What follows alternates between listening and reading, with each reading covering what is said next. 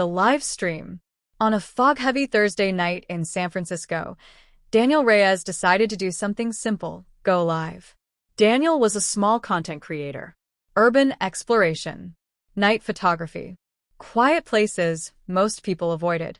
He wasn't famous, but he had a loyal audience who loved eerie late-night streams. That night, he chose the Golden Gate Bridge. The fog rolled in thick, swallowing the towers until they looked like broken red ribs piercing the sky. The bridge lights glowed faintly, barely visible through the mist. Cars passed occasionally, but beneath the bridge, down near the shoreline, it was almost completely silent. Daniel turned on his live stream. "All right, guys, tonight we're under the Golden Gate Bridge," he said softly. "Super foggy. Kinda creepy, not gonna lie." The chat moved slowly at first. A few regular usernames. A few late-night viewers. He adjusted the camera. That's when someone commented, "Who's standing behind you?" Daniel laughed. "Nice try." Another comment appeared. "No, seriously. Turn around." He didn't. Instead, he kept walking along the rocky shoreline, the massive steel structure humming faintly above him as wind pushed through the cables. Then the wind stopped. Completely. The sound of the water faded. The bridge stopped humming. Everything went silent. The chat exploded. "Dude. Behind you. There's someone there." Daniel frowned and slowly turned. Nothing. Just fog. But the camera flickered. And for less than a second, a frame so quick most wouldn't notice, a tall shadow stood where the fog should have been. The live stream didn't catch it clearly, but the chat did. Daniel's phone glitched. The live count jumped from 42 viewers to 3,800. He stared at the number. "That's not possible," he whispered. His battery dropped from 78% to 12% in seconds. Then the audio changed. A low distortion crept into the mic. Not wind. Not static. Breathing. Slow. Heavy. Right next to him. Daniel spun around again. Still nothing. But the fog behind him began to move differently, not drifting, but pulling inward, like something tall was walking through it. And then the live stream cut. No outro. No signal loss screen. Just black. The next morning, the clip was everywhere. TikTok. YouTube Shorts. Reddit. Millions of views overnight. People slowed down the footage, enhanced it, brightened the frames. And that's when they saw it clearly. At the 17-minute mark, just as Daniel turns around the first time, a figure stands directly behind him. Too tall. Too thin. No face. And when enhanced further, something else appeared. The figure wasn't standing on the rocks. It was hovering inches above them. Daniel didn't upload again for 3 days. When he finally posted a video, he looked exhausted. "I went back," he said quietly. He swallowed. "And something followed me home." The screen glitched. And for a single frame, just one, something stood behind him again. Closer this time. Inside his apartment. The thing in the apartment. Daniel didn't sleep the night. He uploaded his follow-up video. He kept the lights on. Every single one. His apartment in San Francisco wasn't large. A studio with a small kitchen, exposed brick wall, and one wide window that faced the street. Normally, he liked the cozy feeling of it. That night, it felt like a box. A box with no escape. The comments on his latest upload were out of control. Enhance the background at 2:14. Pause at 3:07. It's standing behind you again. Daniel had rewatched the footage at least 20 times before posting it. He hadn't seen anything unusual while editing. But now he opened the video again. Paused at 3:07. There. Behind him. Faint. Distorted. A tall shadow stretching almost to the ceiling. His heart began pounding. He didn't remember that being there. He was certain of it. He turned slowly in real life, scanning his apartment. Nothing. Just the couch. The kitchen counter. The bathroom door slightly open. He swallowed and grabbed his phone. He wasn't going to ignore this. If something had followed him from under the Golden Gate Bridge, he needed proof. He opened his camera app and began recording. "Okay," he said quietly, trying to steady his breathing. "I'm documenting everything." He walked toward the bathroom. The air felt colder near the doorway. Not normal cold, dense cold, like stepping into a freezer that had just been opened. He pushed the door wider. Empty. Shower curtain still. Mirror clean. But when he stepped back, the bathroom light flickered. Once. Twice. Then turned off. Daniel froze. He hadn't touched the switch. His camera caught everything. He stepped forward to turn the light back on. It didn't respond. The bulb wasn't burned out. He had replaced it last week. As he stood there trying to process it, something else happened. His phone camera adjusted automatically to low light, and in the dark reflection of the bathroom mirror, there was a shape. Not in the room. In the reflection. Standing directly behind him. Daniel spun around. Nothing. He turned back toward the mirror. The shape was closer. Not fully formed. Just a tall distortion like heat rising from pavement, except darker. His breathing became shallow. Okay, he whispered. Okay. The camera glitched. Horizontal lines sliced across the screen. Audio warped. Then a low sound came through the phone speaker. Breathing. The same breathing from the bridge. Slow. Heavy. Right behind him. The apartment lights flickered violently. Then went out. Total darkness. Daniel's phone was the only light source. And that's when he heard it. A single step. Inside the apartment. Not an echo. Not upstairs neighbors. A deliberate step. On his floor. Daniel backed up slowly until he hit the kitchen counter. His phone trembled in his hand. Another step. Closer. He couldn't see anything in front of him, but he could feel it. The air pressure changed. Like standing too close to a massive speaker before it blasts sound. Then his phone screen went black. Battery. 0%. It had been at 61%. He woke up on the kitchen floor. Morning light spilling through the window. His phone lay beside him. Battery. 58%. He stared at it. That wasn't possible. His head throbbed as he replayed what happened. The breathing. The footsteps. The mirror. He scrambled up and immediately checked the footage. The file was there. Last night's recording. He pressed play. The video started normally, him talking, walking toward the bathroom. The flickering light. The mirror. Then the glitching began. The frame distorted. And for exactly 3 seconds, the camera captured something unmistakable. The entity. Clearer than ever before. It wasn't a shadow. It had shape. Long arms. Elongated torso. No visible face, just a smooth, dark void where features should have been. And its head tilted unnaturally to one side. Watching him, the video ended abruptly. But there was something else. A second file. One he didn't remember recording. Timestamp. 3:17 a.m. He hesitated before opening it. The footage was grainy and angled strangely, like the phone was lying sideways on the floor. The apartment was dark. Completely still. Then movement. From the far corner near the window, the figure emerged slowly from the wall. Not stepping out. Sliding out. As if the wall were liquid. It stood fully upright, nearly touching the ceiling.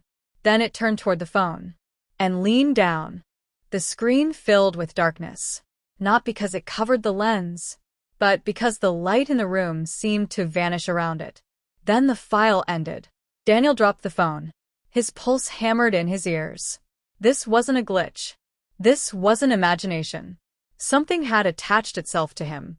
By that afternoon, the original bridge clip had surpassed 2 million views. News blogs picked it up. Paranormal forums exploded with theories. But buried in the comments was one message that made Daniel's stomach drop. A user named Mariner1883 wrote, "Fog entities are territorial. They attach to whoever acknowledges them." Daniel stared at the username. The year construction of the Golden Gate Strait fortifications began. He clicked the profile. Empty. No uploads. No profile picture. But one final message appeared minutes later. "You went back in your mind." That was enough. Daniel's front door creaked. He looked up slowly. It hadn't been windy. He lived on the 3rd floor. The door handle turned slightly. Not fully. Just enough to rattle. He stood frozen. The breathing started again. Closer than ever. Not behind him. Not in the bathroom. Right at the door. as if something tall was standing on the other side, waiting. The handle turned harder this time. The wood strained under pressure. Daniel whispered to himself. It followed me. The door stopped moving.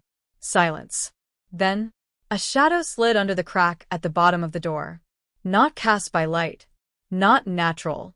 It seeped inward like smoke, and began stretching across the floor toward him. Daniel backed up, but the shadow moved faster, climbing the walls, reaching the ceiling, encircling him. The temperature dropped sharply. His breath fogged in the air.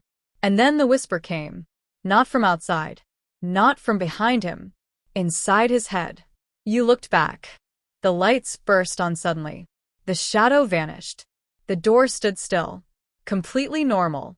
Daniel collapsed against the wall, shaking. He realized something terrifying. It wasn't trying to scare him. It was trying to isolate him, to make him doubt what was real. And if it could enter through walls, there was nowhere safe. That night, Daniel made a decision. He would go back to the Golden Gate Bridge, not to stream, not for views, but to end this. Because deep down, he knew something. The entity wasn't random. It had chosen him the moment he acknowledged it. And, if he didn't confront it, it would keep coming closer, closer, until there was no space left between them. And as he packed his camera bag, his laptop screen flickered on by itself. A single image appeared. A freeze frame from his first live stream. Except this time, the figure wasn't behind him. It was standing directly in front of him, waiting. The fog doesn't let go. Daniel returned to the Golden Gate Bridge just before midnight. The fog was already rolling in, thicker than before. He parked farther away this time, near an overlook where the bridge's towers rose like massive red pillars disappearing into white nothingness. The air smelled of salt and cold steel. He didn't start a live stream. He didn't announce it online. No audience. No chat. Just him and whatever was waiting. As he walked toward the shoreline beneath the bridge, his footsteps felt unnaturally loud.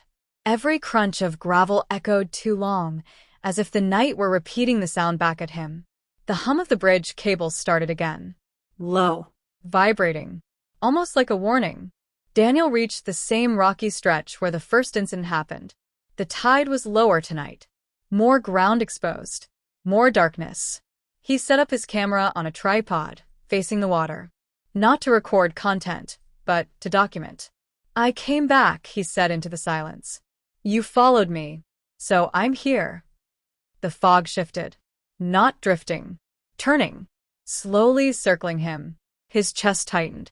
You want me to see you? He whispered. Then show me. For a moment, nothing happened. Then the air pressure dropped sharply. Like before.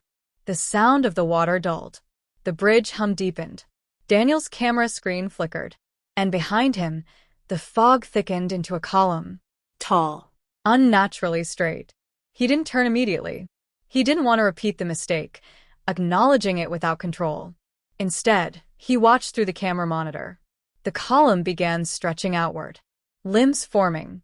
Long arms emerging from vapor. A torso shaping itself out of mist. And finally, a head. Featureless. Smooth. Dark. Standing at least 7 feet tall. Hovering slightly above the ground. Daniel's breathing quickened, but he stayed still. You're not random, he said quietly. What are you? The entity didn't move forward. It tilted its head again, that unnatural angle, like it was studying him. Then the camera began glitching violently. But this time, Daniel didn't panic. He stepped forward, directly toward it. The fog reacted instantly. The figure recoiled slightly, not afraid, but aware. You don't want attention, Daniel realized aloud. That's why you shut down the live stream. That's why my battery died. The wind suddenly roared through the bridge cables. The hum turned into a deep metallic howl. The entity flickered, its shape unstable. Daniel took another step. You attach to people who look at you, who notice you. The breathing started again. But it wasn't behind him anymore. It was everywhere. Surrounding him. Inside the fog itself. You exist in the in-between, Daniel said, voice shaking but determined. Between visibility and nothing. The entity moved. Not walking. Sliding. Closing the distance between them. Daniel stood his ground. It stopped inches from him. Up close, it wasn't solid. It was layers of shadow folding into each other, like depth without dimension. Then something impossible happened. The fog behind Daniel began forming more shapes. More tall silhouettes. Dozens of them. Standing under the bridge. Watching. His pulse spiked. "You're not alone," he whispered. The main entity leaned closer. And for the first time, Daniel saw something within the smooth void of its face. Movement. Like distant figures trapped behind dark glass. Shifting. Reaching. The realization hit him hard. These weren't independent beings. They were echoes. Residual imprints. People who had stood here. People who had stared too long into the fog. People who had acknowledged something that shouldn't be acknowledged. The bridge groaned loudly overhead. The water churned violently. Daniel staggered slightly as the temperature plummeted. "You collect observers," he said slowly. "You pull them into this." The entity's torso stretched unnaturally tall. The surrounding silhouettes stepped closer. The fog closed in. Daniel felt pressure against his chest, not physical but mental, like something trying to pull him inward, into silence, into static, into the same distortion. He dropped to one knee, gripping the rocky ground. "No," he gasped. "You don't get to keep me." The camera on the tripod toppled over. The screen went wild with interference. But through the static, one thing remained visible. Daniel, and the entity towering over him. His vision blurred. Whispers filled his head. Not words, just presence. He felt himself slipping, like standing at the edge of sleep, but falling too fast. Then headlights appeared in the distance. A car driving across the bridge. The beams cut faintly through the fog. The entity reacted instantly. It recoiled sharply. The surrounding silhouettes dissolved. The pressure lifted. The breathing stopped. The fog collapsed back into ordinary mist. Daniel gasped for air. The figure stood several feet away now, unstable. Fading. "You don't like light," Daniel whispered. More headlights passed overhead. The entity flickered violently, its outline tearing apart, before vanishing completely. The fog returned to normal. The bridge hum softened. The water sounded like water again. Daniel lay there for several minutes, shaking. Alive. Alone. He slowly pushed himself up. The camera lay on its side, still recording. He picked it up with trembling hands. The footage had captured everything. The formation. The silhouettes. The confrontation. Clearer than before. No glitching. No distortion. As if the entity had lost control. Daniel stared at the playback screen. "I saw you," he said quietly. "And I didn't look away." He packed up slowly and walked back toward his car. The fog followed at a distance, normal now. Not shaping. Not watching. Just fog. When he reached the parking lot, he paused. He felt lighter. Not safe. But untethered. The attachment was broken. Or, at least weakened. As he opened his car door, his phone buzzed. A notification. His channel. The camera had automatically uploaded the footage. Millions of views already climbing. Comments flooding in. But one stood out immediately. From a brand new account. No profile picture. Username. Mariner1883. The message read, "You weren't the first to resist." Daniel froze. Another message appeared seconds later. "But you're the first to walk away." He looked up at the bridge one last time. The fog had thinned. The towers visible again. Calm. Still. But as he drove away, a final thought settled in his mind. The entity hadn't been destroyed. It hadn't been defeated. It had simply retreated. Back into the in-between. Waiting. For the next person who decides to look too long into the fog. Shadows in the fog. The morning after the live stream incident, Alex woke to a city bathed in the soft light of dawn, but the unease from the night before clung to him like a wet cloak. Every time he closed his eyes, he saw the faceless figure hovering beneath the bridge, its elongated limbs swaying gently in the fog, and its blank, endless face staring straight at him. His camera gear, carefully packed the night before, now seemed heavier than usual. It wasn't just the weight of the equipment, it was the gravity of what he had witnessed. Something unnatural had claimed a space beneath the Golden Gate Bridge, and he had documented it. He tried to shake the thoughts from his mind with a strong cup of coffee, but even the warmth and bitterness did little to settle the rising anxiety. Messages from viewers flooded his phone. Some were skeptical, but many were insistent that they'd seen something in the frames he had uploaded. A few went further, claiming they had felt chills while watching the footage, almost as though the presence had reached out through the screen. Alex rubbed his eyes and leaned back, realizing the only thing he could do was go back, to investigate, to understand, and perhaps to face the entity. By noon, Alex was back at the bridge.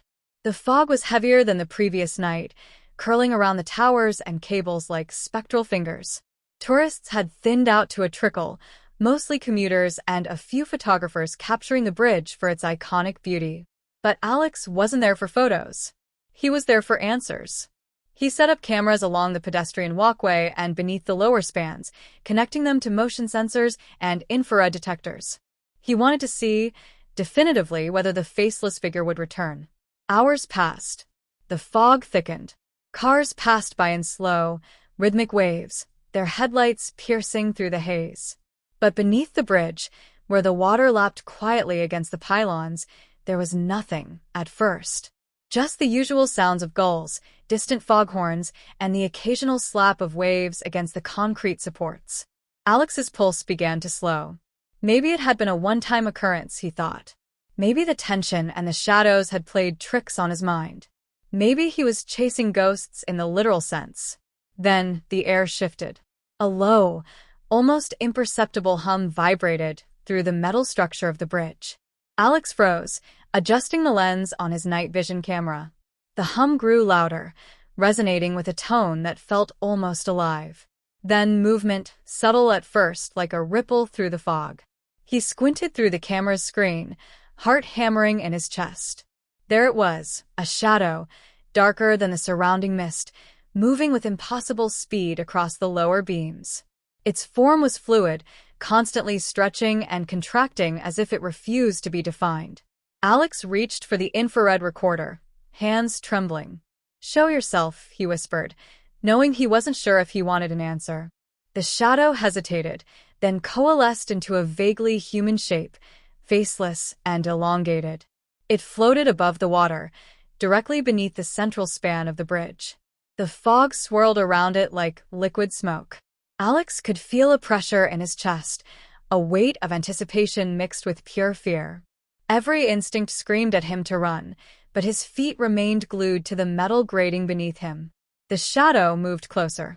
Alex could see the outline of its arms, long and sinewy, ending in points that seemed to stretch toward the water and the bridge supports simultaneously. A whisper brushed against his ears, though there was no wind. Words, or perhaps sounds, he could not understand, yet they resonated deep in his chest. Alex stumbled back, nearly falling over the camera tripod.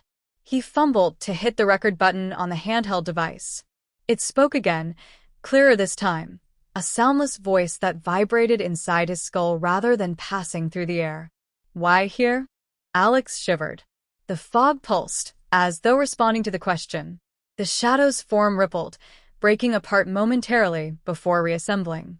For a moment, Alex saw fragments of another world, glimpses of structures that defied earthly geometry, colors that had no name, and entities whose forms were impossible to comprehend. Alex's phone buzzed violently, breaking the trance. He looked down messages from his crew back at the hotel. "You need to leave now," one read. "The cameras are picking up something. You can't see it on your end, but it's moving toward you." The warning felt real, visceral. Alex glanced back at the shadow. It had risen higher, hovering near the center of the span, staring down as if aware of him in a way that was impossible. The bridge itself seemed to groan, its metal bones stretching under an invisible weight. Alex realized too late that the bridge was not just a backdrop, it was a stage, a conduit, a bridge not just across water, but between worlds. Suddenly, the shadow lunged.